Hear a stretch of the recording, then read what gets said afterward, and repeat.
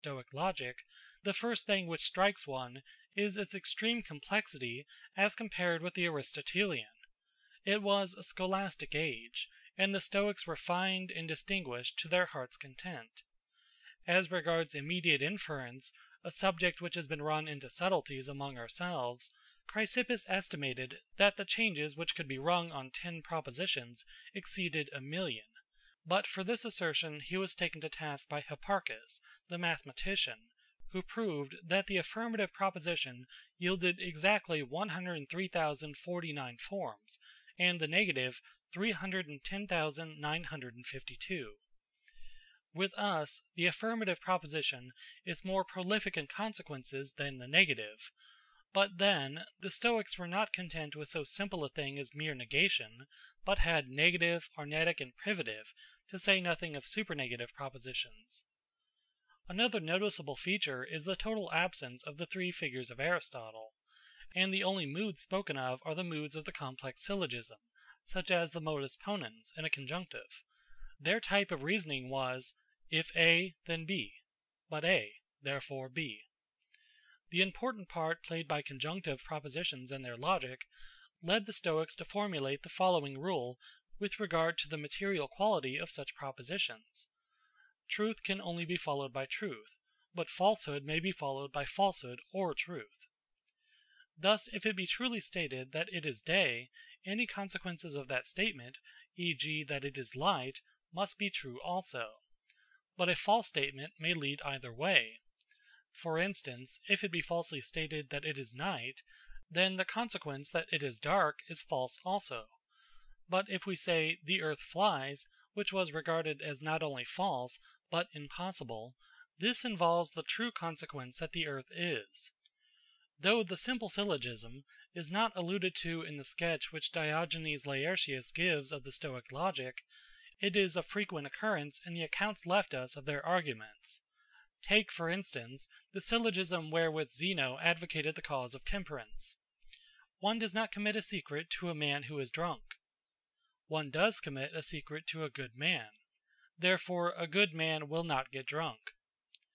The chain argument, which we wrongly call the Sorites, was also a favorite resource with the Stoics. If a single syllogism did not suffice to argue men into virtue, surely a condensed series must be effectual. And so they demonstrated the sufficiency of wisdom for happiness as follows. The wise man is temperate. The temperate is constant. The constant is unperturbed. The unperturbed is free from sorrow. Whoso is free from sorrow is happy. Therefore the wise man is happy.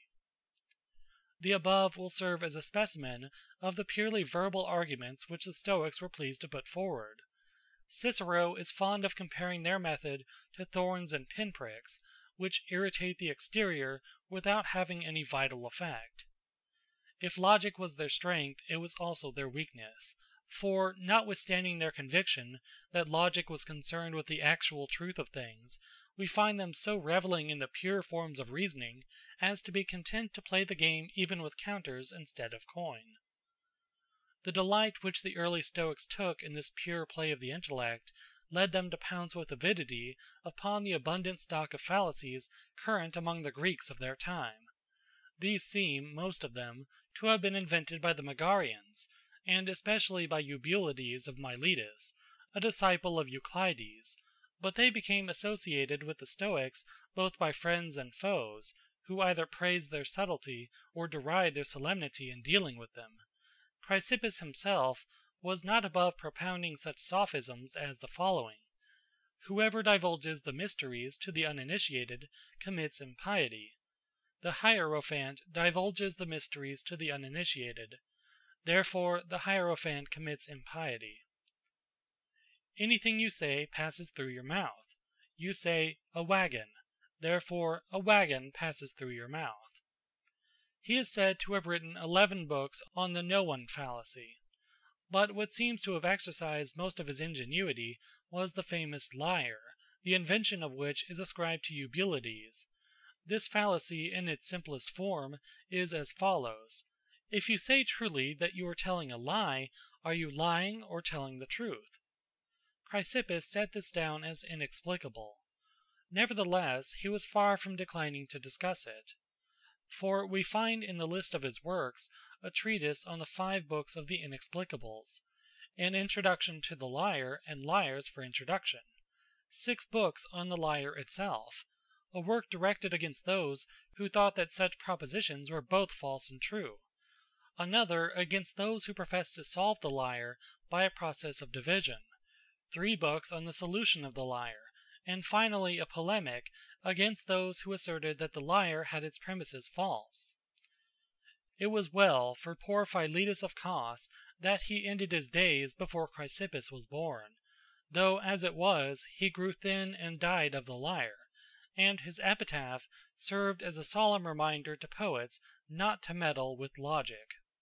Philetus of Cos am I, 'twas the Lyre who made me die, and the bad nights caused thereby. Perhaps we owe him an apology for the translation. End of chapter 3.